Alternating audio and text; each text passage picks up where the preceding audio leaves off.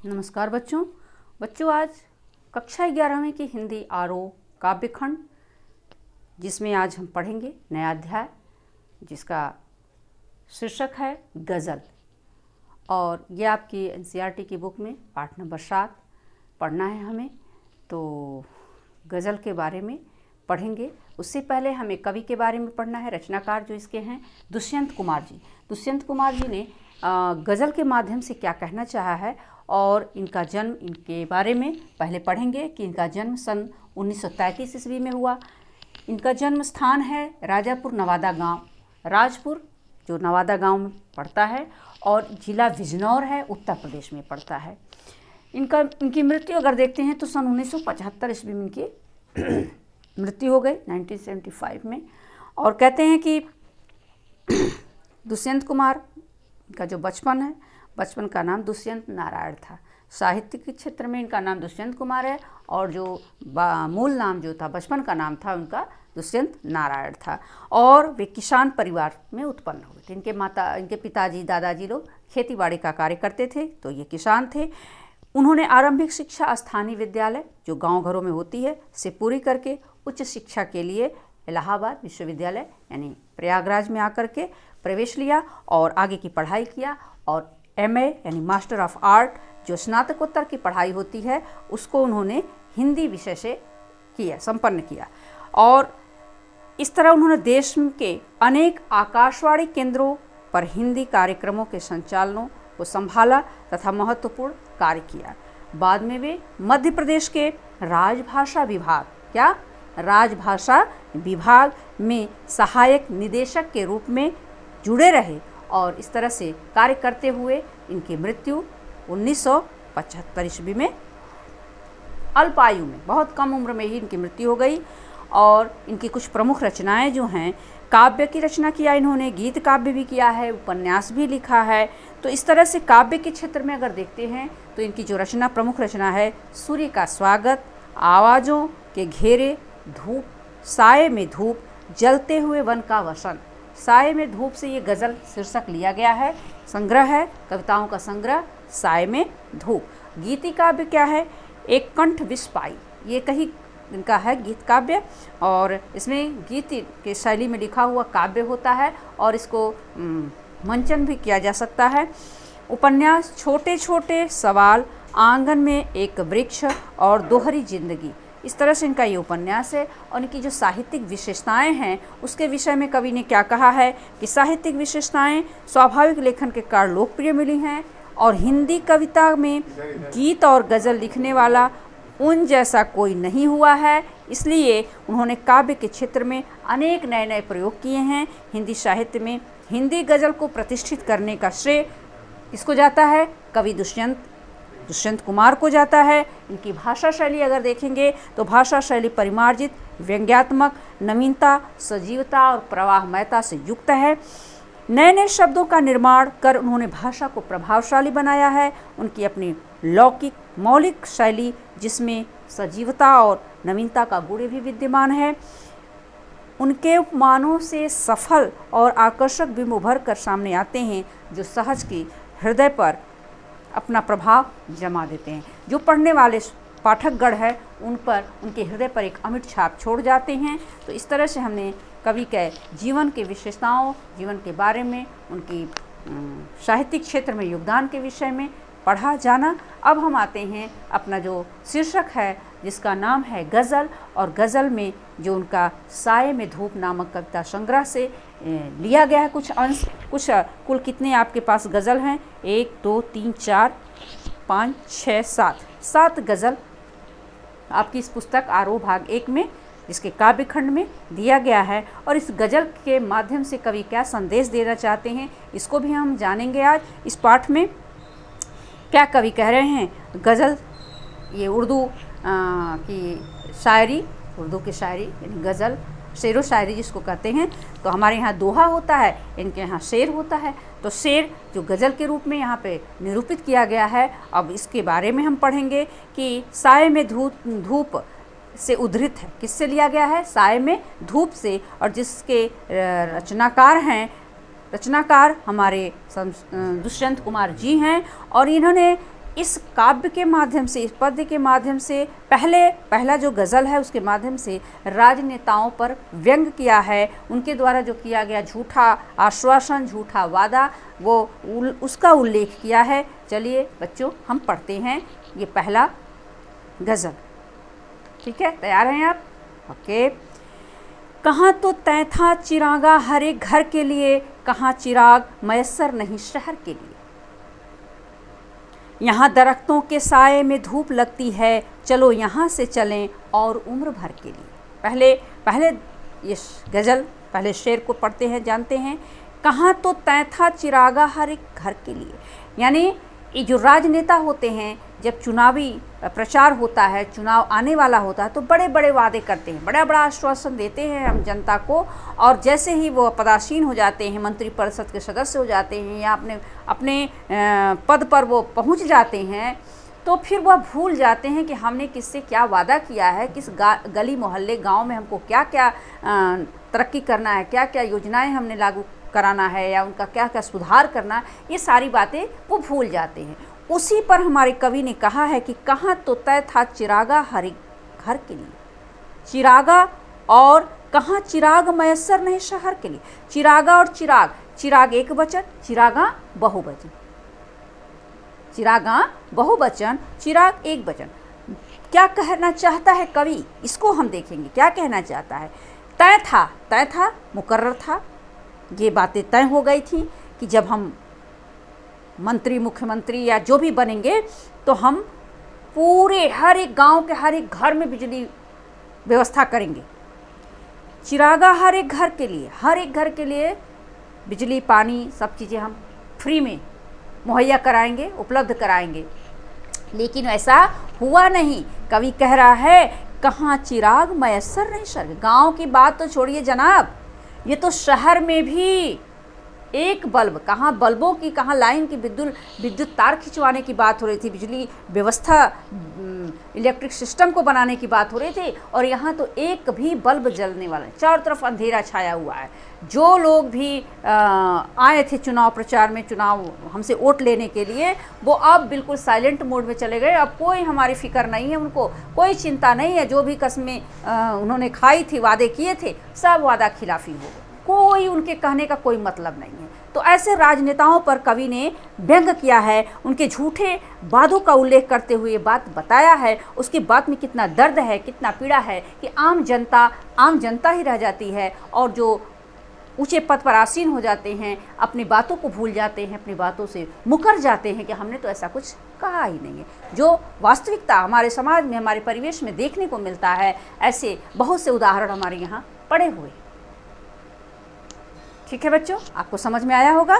चलिए आगे बढ़ते हैं कि कवि सत्ता पक्ष के ऐसे लोगों का वर्णन किया है जिनकी कथनी और करनी आकाश पाताल का अंतर होता है। कहते कुछ हैं, करते कुछ है, बिल्कुल एक समानता नहीं होती है, विरोधाभास होता है इनकी बातों में। गज़ल विधा का एक शेर उर्दू फारसी शब्दों का भावानुकूल प्रयोग किया है। उर्दू और फारसी शब्दों का भाव क्या है, कवि का भाव क्या है कि आम जनता, गरीब, मजबूर, लाचार लोगों की व्यवस्था का वो लोग भरपूर फ़ायदा उठाते हैं और कुर्सी मिलते ही अपने मनमाने तरीके से शासन करने लगते हैं। चलिए, यहाँ दरख्तों के साए में धूप लगती है, चलो यहाँ से चलें और उम्र भर के लिए। यानी पलायनवादी, अब जहाँ हमें असुविधाएं होंगी हम वहाँ से हटना चाहेंगे। तो उसके लिए इन्होंने क्या कहा, यहाँ दरख्तों के साए में धूप लगती है।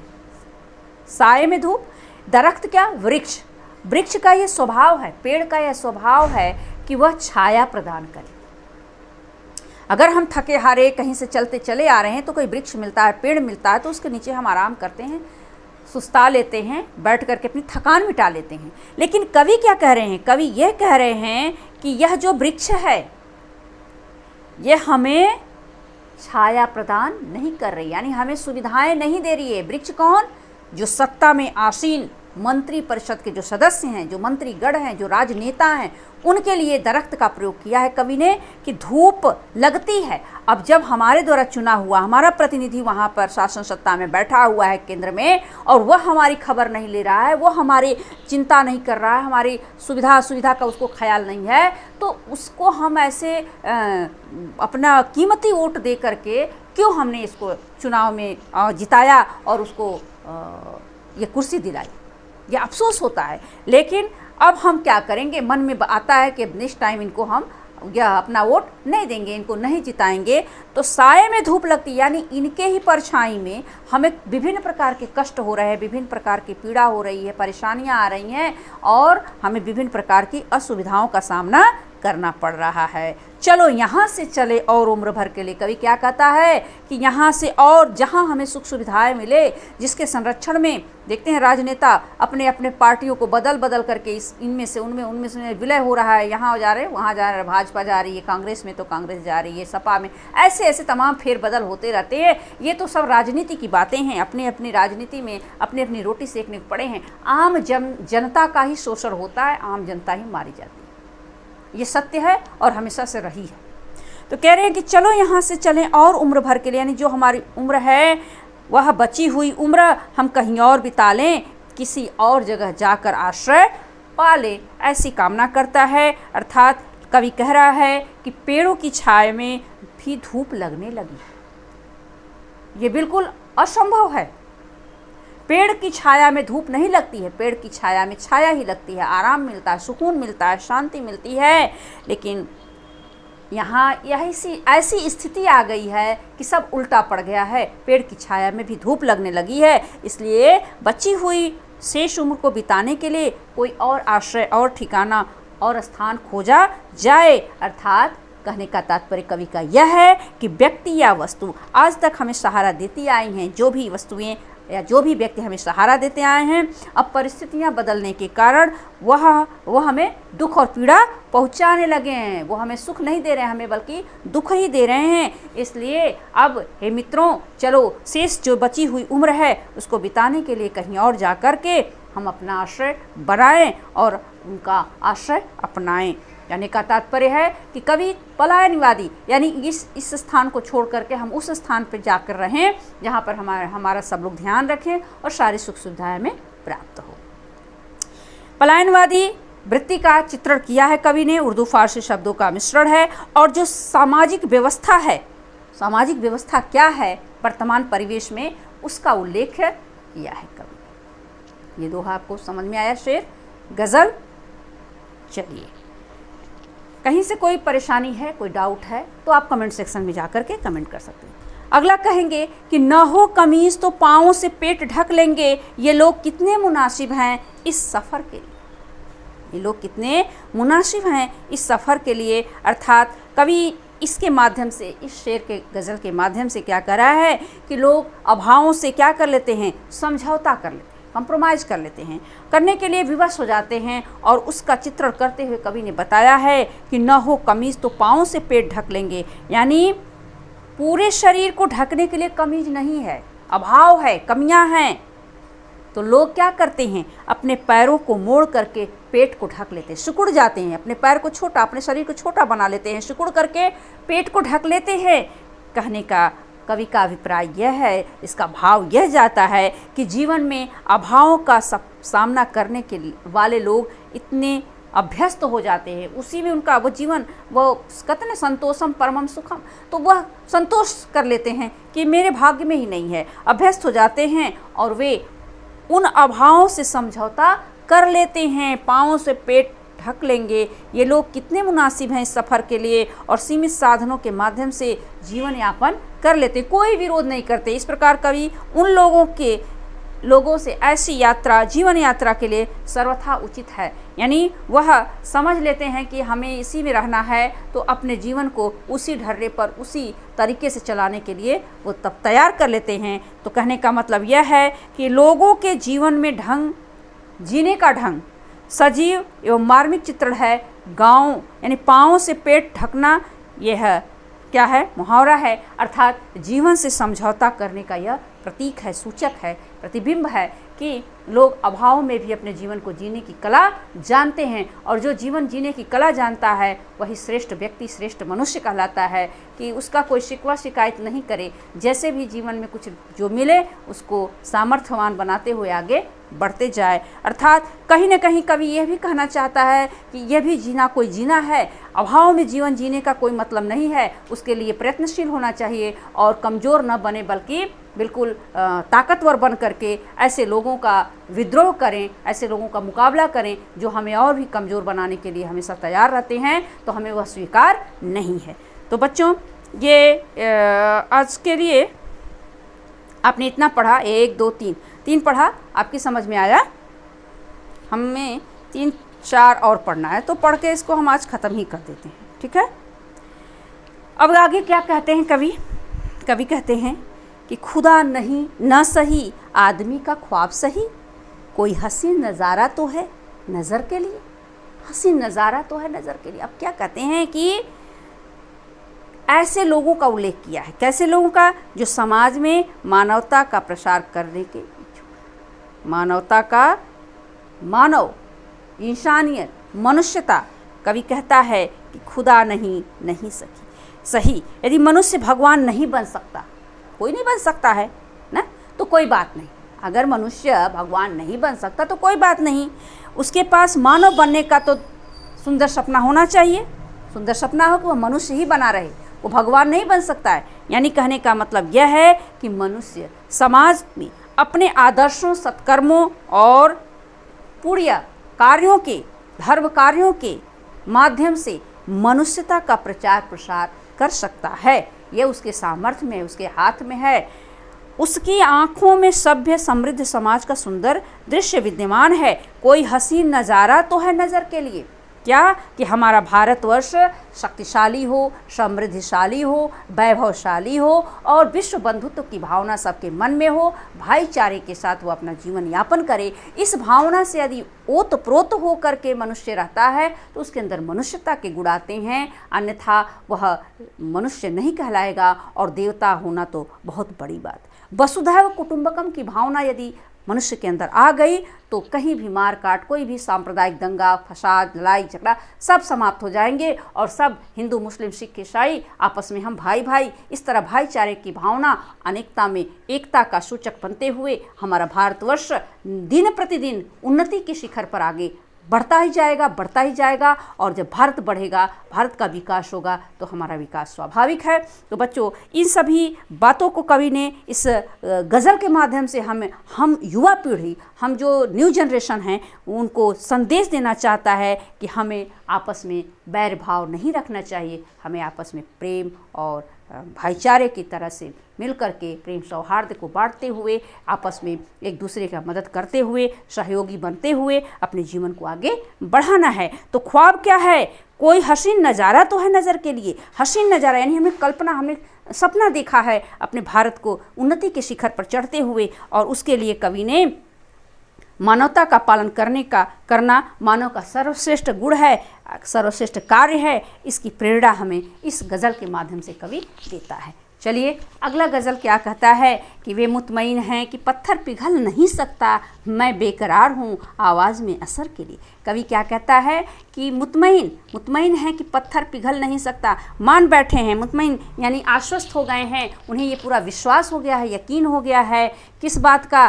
कि कौन पत्थर है? शोषित के प्रति शोषक, यानी पूंजीपति वर्ग, शासन सत्ता में रहने वाला वह व्यक्ति विशेष जो मंत्री परिषद का सदस्य है, मंत्री है, प्रधानमंत्री है, मुख्यमंत्री है, वित्त मंत्री है, जो जितने भी मंत्री गण होते हैं, उनके लिए इन्होंने कहा कि वह पत्थर हैं, पिघल नहीं सकते। ऐसी धारणा हम बना चुके हैं, ऐसा हम आश्वस्त हो चुके हैं। तो यहाँ कवि ने शोषित के प्रति शोषक को भावुक बनाने की बात कही है। शोषित कौन? शोषित आम जनता। शोषक वो पूंजीपति वर्ग जो उच्च वर्ग है, तो उसके मन में भाव हो, पत्थर हृदय ना हो, है ना। मैं बेकरार हूँ आवाज़ में असर के लिए। कवि कहता है कि मैं परेशान हूँ, मैं बेकरार हूँ। किस चीज़ के लिए? ऐसी आवाज़ में बुलंद करूँ कि वह भी पिघल जाए। आवाज़ में असर, मेरी आवाज़ का प्रभाव इतना अधिक हो कि वह जो शासन सत्ता में बैठा हुआ पदाधिकारी है वह क्या करे? वह भी पिघल जाए। तो भाव बनाने का कार्य कर रहा है। समृद्ध वर्ग अर्थात शोषक वर्ग को विश्वास है कि वे पत्थर की तरह कठोर हैं। कौन? जो शोषण करते हैं। किसी का दुख या वेदना उन्हें कोई प्रभाव नहीं डालती है, भावुक नहीं बना सकती है, उनका हृदय परिवर्तित नहीं कर सकती है। लेकिन कवि ऐसी आवाज़ के लिए व्याकुल है, आवाज़ बुलंद करने के लिए जिसमें इतना दर्द भरा हो कि पत्थर हृदय भी पिघल जाए, यानी भाव, करुणा का भाव हो। कहने का अभिप्राय यह है कि शोषित अर्थात निम्न वर्ग के प्रति सहानुभूति व्यक्त करने वाला समाज में कोई तो हो, कोई तो आए उसकी मदद के लिए, उसकी सहायता के लिए। यानी समाज के असहाय लोगों को की व्यवस्था का चित्रण किया है इस गज़ल के माध्यम से कवि ने। वह इस बात के लिए उत्सुक जान पड़ता है कि कोई तो इनका आगे अगुवाई करे, उसके हृदय में, उस व्यक्ति के हृदय में ऐसा कोई व्यक्ति हो जो अपने दुख से कठोर हृदय समाज को पिघला सके। ऐसा कोई तो सदस्य हो, कोई तो व्यक्ति हो जो कठोर हृदय के लोग समाज में हैं, उनके हृदय को पिघला करके उस कठोर हृदय को नर्म हृदय बना दे, उसमें करुणा का भाव भर दे और पत्थर पिघल। इसमें पौधवर्ण आवृत्ति होने से अनुप्रास अलंकार है और अलंकारों का प्रयोग करते हुए कवि ने उन भावनाओं को भी उकेरा है कि वह पत्थर हृदय को पिघलाया जा सकता है जब दर्द और करुणा के भाव हम लोगों के अंदर संचरित करें। चलिए अगला देखते हैं। तेरा निज़ाम है सिलदे ज़ुबान शायर की, ये एहतियात ज़रूरी है इस बहर के लिए। बहर यानी छंद, यानी शेर, यानी गज़ल। कवि कहते हैं कि सत्ताधारी पक्ष यानी शासन सत्ता में बैठा हुआ जो लोग है, समाज पर लगाए जाने वाले अंकुश का उल्लेख करते हुए क्या, नियंत्रण, शासन, प्रशासन, कड़ा शासन है। तो तेरा निज़ाम है, निज़ाम यानी शासन है, तेरा शासन है सिलदे ज़ुबान शायर की, तुम्हारे अंदर शक्ति है, पावर है, क्षमता है, सामर्थ्य है कि तुम जुबान सिल सकते हो। किसकी? शायर की। जुबान सिलने का मतलब उसकी लेखनी को बंद करा सकते हो, उसको कारागार में डाल सकते हो। जैसे ब्रिटिश शासन में हुआ करता था, बड़े अच्छे अच्छे साहित्यकारों को भी लोग जेल में डाल दिया करते थे। अपराध क्या था? वो लेखनी चलाते थे, अपनी रचनाओं से लोगों को जागरूक करते थे। इसलिए तो कह रहे हैं कवि यहाँ पर कि तेरा निज़ाम है सिलदे जुबान शायर की, यह एहतियात ज़रूरी है इस बहर के लिए। यानी अंकुश का, नियंत्रण का, उनके शासन प्रशासन का, कि तुम्हारा शासन है और तुम चाहो तो कवि की आवाज़ बंद कर सकते हो, क्योंकि जो रचनाएं उसके द्वारा की जा रही हैं वे तुम्हारे विरुद्ध सिद्ध हो सकती हैं। इसीलिए तो अंग्रेज बंद कर देते थे साहित्यकारों को, कि वो लोग उनके खिलाफ लोगों को भड़काते थे, जनता को जागरूक करते थे, इस डर से कि ये जनता अगर भड़क जाएगी और विद्रोह करेगी तो फिर हमारा यहाँ शासन करना मुश्किल हो जाएगा। तो इस तरह से क्रूर और निर्दयी और पत्थर हृदय जो शासक है उसको डर है, और वह इस तरह के कवि की रचनाओं को बंद करने के लिए वो क्या कर सकता है, वह उसको कारागार में डाल सकता है, विभिन्न प्रकार की यातनाएं दे सकता है। तो ऐसी रचनाओं को समाज में फैलने से रोकने के लिए यही सावधानी अपनानी होगी कि कवि को समाप्त कर दिया जाए, कवि को जड़ से ही समाप्त कर दिया जाए। उसके साथ कुछ भी किया जा सकता है, वह शासन सत्ता में बैठा हुआ पदाधिकारी कुछ भी कर सकता है। तो बहुत सोच समझ करके कवियों को भी अपने छंद, अपनी गज़लें, अपनी शायरी रचनी पड़ती है। इस बात का ध्यान रखना पड़ता है कि हमारे खिलाफ कोई किसी प्रकार की अनुशासनात्मक कार्रवाई न की जाए। वो भी बंधे हुए रहते हैं, उनकी कलम भी बंधी हुई रहती है, लेकिन जो इसकी परवाह नहीं करते हैं, जो बिल्कुल अपने वाकपटु होते हैं, जिसको वाणी पर बिल्कुल अपनी स्वाभिमान होता है, अपने स्वाभिमान की रक्षा के लिए किसी की परवाह नहीं करते हैं, वो बोलते हैं, लिखते हैं, और जिसको जो करना होता है वो उसका सामना वो करते हैं, उनको किसी प्रकार का डर नहीं होता है। तो कहते हैं कि राजनीतिज्ञों की निरंकुशता का उल्लेख किया है, निरंकुश होते हैं, उनके ऊपर कोई नियंत्रण नहीं होता, वो मनमाने तरीके से जो भी चाहे करने किसी के साथ। काव्य रचना की महत्ता पर प्रकाश डाला गया है और उर्दू फारसी शब्दों के साथ भरपूर भावनाओं का प्रयोग किया गया है। तो तेरा निजाम है सिलदे ज़ुबान शायर की, एहतियात ज़रूरी है इस बहर के लिए, इस बहर के लिए, इस छंद के लिए जो मैं लिख रहा हूँ, इस छंद के लिए एहतियात, ये सावधानी पूर्वक हमें इसको लिखना चाहिए। और इस छंद में कहीं कोई उटपटांग बातें या विद्रोहपूर्ण बातें नहीं होनी चाहिए, कवि ने अपने बारे में बताया है। अगले और लास्ट पंक्तियां हैं, गज़ल है क्या कि जिए तो अपने बगीचे में गुलमोहर के तले, मरे तो गैर की गलियों में गुलमोहर के लिए। अब गुलमोहर क्या है? गुलमोहर के विषय में बताया है कि गुलमोहर एक समृद्धि का एक प्रतीक है, चिन्ह है, जो हमारे लिए बहुत ही महत्वपूर्ण है, सुख शांति का प्रतीक है। गुलमोहर किसका प्रतीक है? सुख और शांति का। तो जिए तो अपने बगीचे में गुलमोहर के तले, यानी कवि की इच्छा क्या है? अपनी इच्छा की पूर्ति के लिए कवि क्या कह रहा है कि जीने और दूसरों के प्रति परोपकार की भावना से जीवन त्यागने की भावना का उन्हें पर उल्लेख किया गया। यानी अपने स्वाभिमान की रक्षा करते हुए अपने आवश्यकताओं, अपनी रचनाओं की, अपनी इच्छाओं की पूर्ति करने के साथ साथ दूसरों के प्रति उदारता के भाव, परोपकार के भाव के साथ अगर मृत्यु होती है तो कवि अपने आप को धन्य मानता है और ऐसा संदेश देता है कि ऐसी भावना प्रत्येक के मन में होना चाहिए, प्रत्येक भारतवासी के मन में होना चाहिए कि जिए तो अपने बगीचे में गुलमोहर के तले। बगीचे में यानी अपने उद्यान में, अपने वाटिका में, अपने बगीचे में, अपने घर में, अपने देश में गुलमोहर के तले। गुलमोहर क्या है? स्वाभिमान का प्रतीक है। और एक जगह गुलमोहर सुख समृद्धि का भी प्रतीक है। तो सुख समृद्धि जहाँ पर है, जो भारतवर्ष है, उसके लिए यदि मुझे जान भी देना पड़े तो मैं हंसते हंसते अपना जान देने के लिए तैयार हूँ। और मरे तो गैर की गलियों में गुलमोहर के लिए, यानी यदि मेरी मृत्यु भी हो जाए तो मैं सहर्ष उसको स्वीकार करूँगा। उनकी रक्षा के लिए, उनकी सुख सुविधाओं की भावना को रखते हुए मेरी मृत्यु हो जाए। अर्थात कवि यह कहना चाहता है कि अपने उपवन के सुंदर फूलदार गुलमोहर के वृक्ष के नीचे अपना जीवन बिताएं, यानी अपने देश में ही जीवन व्यतीत करें और दूसरे के फूलदार गुलमोहर की रक्षा के लिए, यानी दूसरों की रक्षा के लिए, अपनी रक्षा के लिए और दूसरों की रक्षा के लिए अपने प्राण तक न्यौछावर कर दें। तो अभिप्राय यह है कि हम अपने जीवन में उपलब्ध होने वाली सुख सुविधाओं में जीवन निर्वाह करें और दूसरों की सुख सुविधाओं की रक्षा करने की भावना भी रखें। ऐसा नहीं कि दूसरों से ईर्ष्या, द्वेष, वैमनस्य के भाव हों, ऐसा नहीं है। परोपकार के लिए हमें अपना जीवन तक न्यौछावर कर देना चाहिए। संकेत कर रहा है, संदेश दे रहा है कवि कि परोपकार, दूसरों की भलाई के लिए हमें अपने प्राणों की भी चिंता नहीं करनी चाहिए।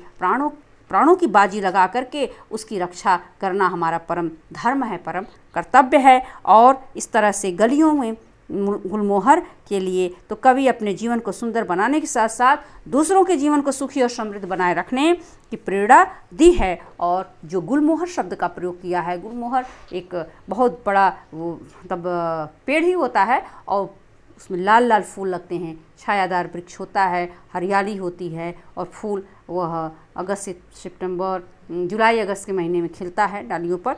तो गुलमोहर जो है वह सूचक है किसका? सुख और समृद्धि का। तो हमारे यहाँ गुलमोहर की बड़ी महत्ता है। गुलमोहर स्वाभिमान, सुख समृद्धि इत्यादि का भी द्योतक है, सूचक है। कवि ने गुलमोहर से अभिप्राय स्वाधीनता व आत्मसम्मान, स्वाधीनता और आत्मसम्मान, अपने क्षेत्र या देश में हम प्रत्येक परिस्थिति में स्वाधीन बनकर जिएं, पराधीन बनकर ना जिएं, दास्ता गुलामी में ना जिएं। अपनी इसी स्वाधीनता की रक्षा के लिए किसी अन्य स्थान या देश में अपना बलिदान देना पड़े तो हमेशा तैयार रहना चाहिए। यह प्रश्न, यह गुलमोहर शब्द, यह जो कवि के भाव हैं, ये हम ये बता रहे हैं। अगर प्रश्न बनता है, बुक में आपके प्रश्न आया भी है कि पहले शेर में चिराग शब्द एक बार बहुवचन में आया, दूसरी बार एक वचन में, अर्थ एवं काव्य सौंदर्य की दृष्टि से इसका क्या महत्व है? हमने पहले ही बताया कि चिराग शब्द बहुवचन में क्या है? अर्थ सुख सुविधाओं की बहुलता और एक वचन के अर्थ में ढंग की गई भी सुविधा का उपलब्ध न है। ढंग की एक भी सुविधा, एक जगह चिराग शब्द बहुवचन के अर्थ में अगर आता है चिरागा, तो सुविधाओं की बहुलता यानी अधिक मात्रा में सुख सुविधाएं प्राप्त होना और एक जगह की एक भी सुख सुविधा को प्राप्त न हो पाना। तो इस तरह यहाँ चिराग शब्द सांकेतिक प्रयोग किया गया है। इसका अर्थ क्या है? केवल प्रकाश देने वाले दिए से नहीं बल्कि भौतिक सुख सुविधाओं से भी है। चिराग शब्द की आवृत्ति के कारण यहाँ यमक अलंकार है। चिराग शब्द यमक अलंकार यानी चिरागा, चिराग दो बार आया है, एक का सुख सुविधा, एक का रोशनी दिया से लेते हैं। और तीसरा गजल पढ़ें या शेर के गौर पढ़ें तो क्या है? दुष्यंत कुमार किस तरफ इशारा कर रहे हैं? तो यहाँ कवि दुष्यंत कुमार जी ऐसे लोगों की ओर संकेत किया है जीवन की मूलभूत आवश्यकताओं से वंचित होते हुए। मूलभूत आवश्यकताएं क्या है? रोटी, कपड़ा और मकान, और शिक्षा भी जुड़ गई है अब तो। रोटी, कपड़ा, मकान और शिक्षा, तो वंचित होने पर होते हुए भी जीवन से समझौता करने और उसे तारतम्य स्थापित करने को तैयार रहते हैं। कुछ ऐसे लोग भी हैं। आज से स्पष्ट करें तो कहते हैं कि प्रस्तुत शेर कवि दुष्यंत, तेरा निजाम है सिलदे जुबान शायर की एहतियात ज़रूरी है इस वहर के लिए। तो कवि क्या कहते हैं? साय में धूप, इसमें कवि राजनयिकों से लोगों द्वारा उनके विरुद्ध किए गए जाने वाले विद्रोह को दबाने का परामर्श दिया है।